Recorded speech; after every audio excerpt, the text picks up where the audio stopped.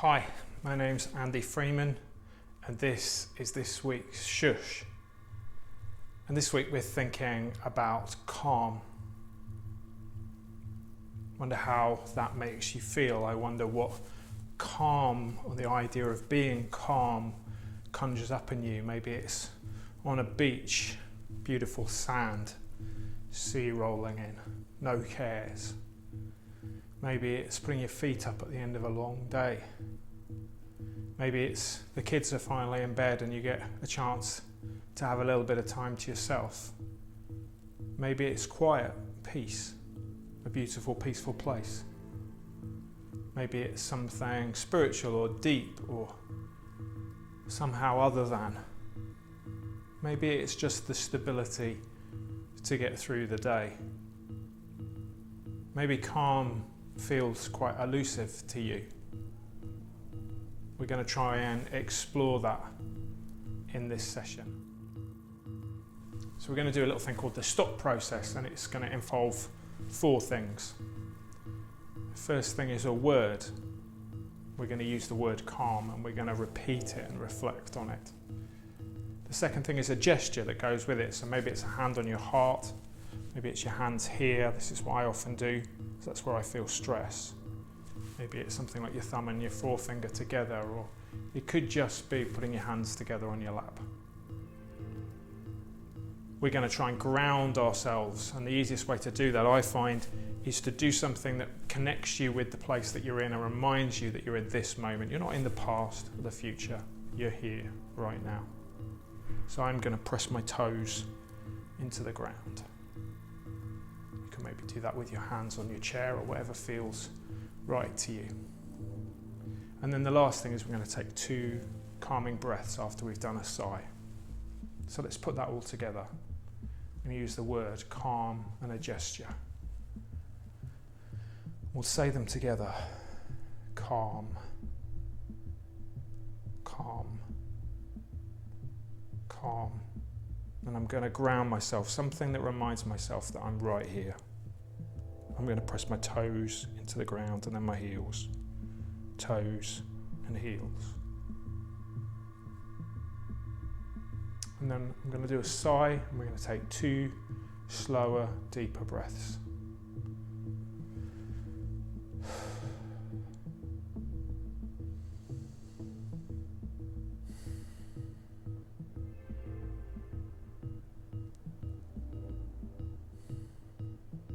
Say a word one more time.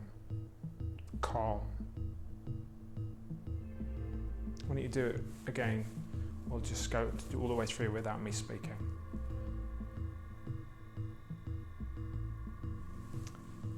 Calm. Calm. Ground myself.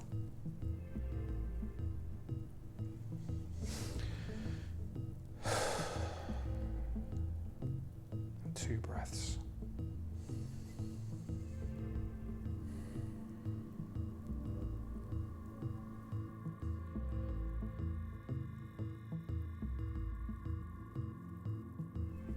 I do like Lemony Snicket, and this is a Lemony Snicket quote.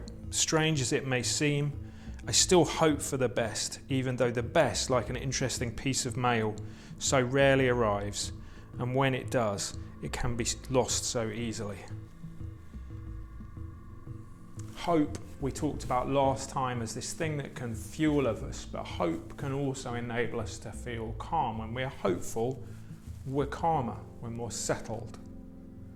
When we're less hopeful, that sense of worry and agitation, a lack of calm, can come in a little bit too much. So hope can sometimes be connected to this sense of feeling calm. You take a minute now and begin to think about those 2 things together, hope and calm, and whether they connect together for you and how they do. What are you hopeful for? And when you are hopeful, do you feel a sense of calmness? Or is that lack of calm, that instability, that agitation in your life? And how might you draw in a sense of hope to help it? Strange as it may seem, I hope for the best, even though the best, like an interesting piece of mail, so rarely arrives. And when it does, it can be lost so easily. We sometimes can feel that calmness is fragile.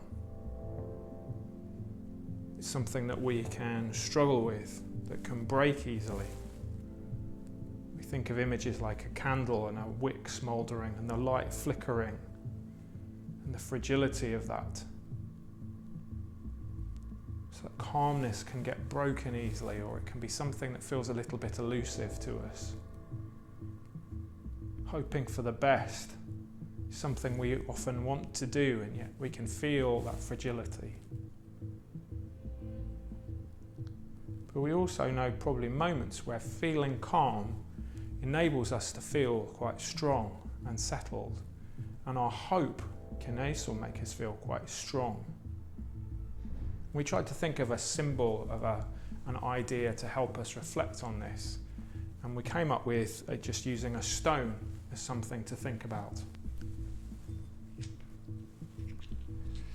When we did our meditation, when we do it face to face in Sheffield, we gave everybody just a little stone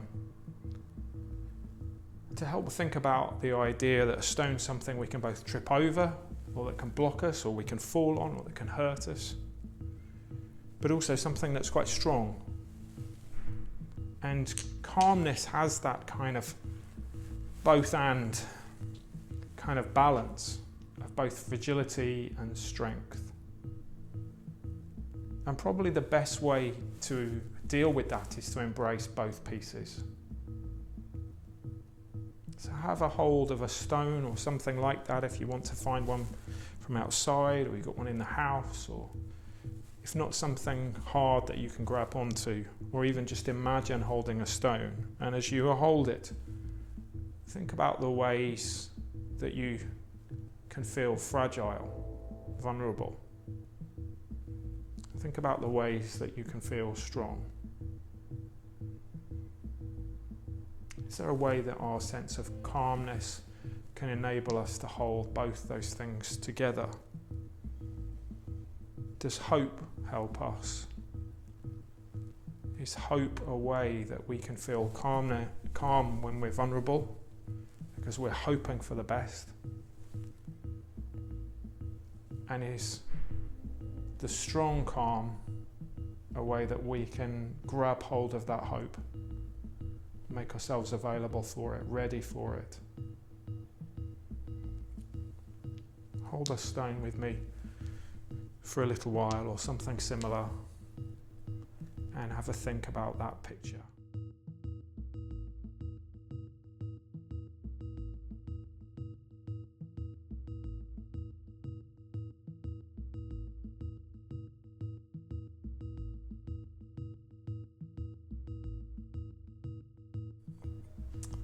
Something called a singing bowl, and we're going to use it just to start and end a period of silence now. Thomas Merton said that there is greater comfort in the substance of silence than in the answer to a question. And silence is a good tool to use when we're seeking to be calm, taking a moment to be still, to stop. Taking a moment to still all the noise, allow us to settle. Imagine a sea raging, and then it suddenly becomes calmer and quieter. That's what we see. So we're going to take 2 minutes to be quiet now, and it's going to begin and end with the noise from the singing bowl. Do you hear this noise? Hear how it resonates. So we're going to begin with that noise now to start our time of silence.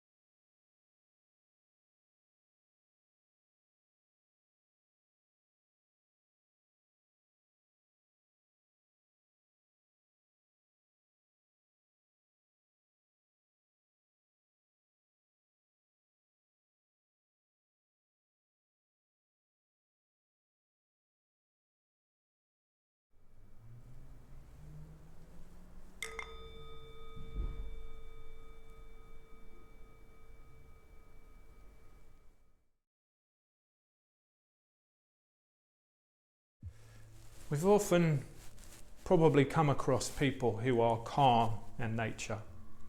Maybe they're quite settled and nothing really phases them. And maybe that's a sense of calmness that you find attractive. Or maybe people who take their time when they make decisions and always seem to have wisdom in the right kind of moments. Maybe there are those people who just manage to handle the pressure and they're reliable. Maybe that's the calmness that you seek. Or maybe those people who have a calm sense about them, it's almost like an aura or a sense of personality that they have. Take some time now and try and think of somebody who shows and exhibits calmness to you. What is it that you learn from them? What are the things that you pick up from that person that say, that's what calmness is?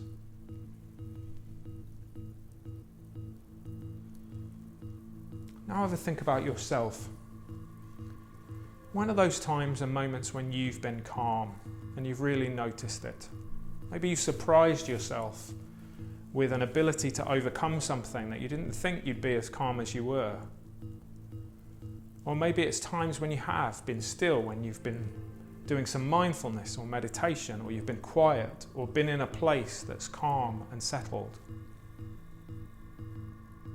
My colleague Fran went to Barcelona on holiday last week, and she visited La Sagrada Familia, the cathedral in Barcelona, and talked about the calmness and the beauty of the building. So maybe it's a place or a space or a time that you've experienced. Or maybe it's not something you think you do very often. So imagine, what would a calm you look like? And I want to encourage you to try and practice some of these things that you're thinking about now. What's a sense of calmness that you see in somebody else that you really admire? Could you live and practice that yourself? And what are those things either you see in yourself when you're calm that you value? Can you replicate them? Can you do them again? And what are those things that you think, I would really like to be like that? How might you get there? How might you experience that sense of calm?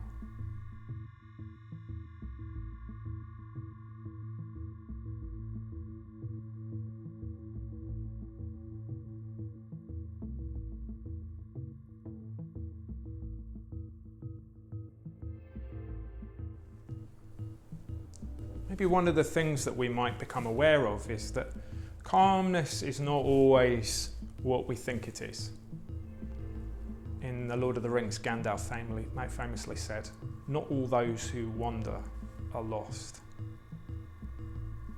And we might feel like, oh, the world's kind of getting away from us. But maybe just our ability to handle that is a sense of calmness that we didn't think we had. There's a word that's used a lot in the world of mental health that I don't like, and it's resilience. And the reason I don't like it is because it makes people feel like it's something else they haven't got. But the NHS definition of resilience talks about adapting to life's circumstances. If you imagine it, it's a bit like sports clothing that moves with your body. And so you have the ability to move with the times. The reality is life happens. Things and difficult things will happen to us at some point. You will have experienced difficult things in your life already. Finding a sense of calmness may well be that ability to manage it. Maybe you exceed your own expectations of what you think you can do. Many times we might say, I can't go any further, and yet you do. The poet Rumi said, "The wonders we seek outside ourselves are the wonders we find within ourselves." The wonders we seek outside ourselves are the wonders we find within ourselves. That you have so much more than you think you have. And you have what you need. I want to finish this time with you imagining a sense of your own calmness. What does a U-shaped calmness look like? Almost try and visualize it. That calmness that you already have inside you, as Rumi reminds us. That calmness that is resilient, that keeps going even in life circumstances. That calmness we learn from others or from what we see in ourselves.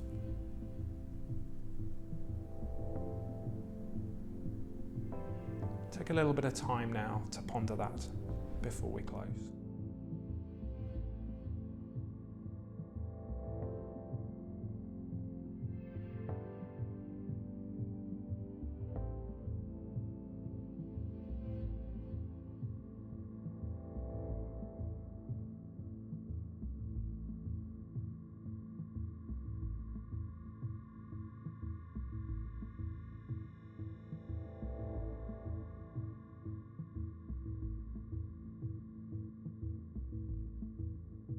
So Shhh is Space to Breathe's weekly meditation. If you're in the Sheffield area, we do this in person every Tuesday morning at 8:30 and every Thursday afternoon at 3:30.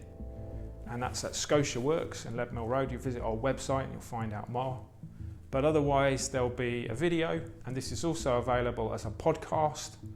Have a look on your podcast provider for Shhh from Space to Breathe and you'll find it.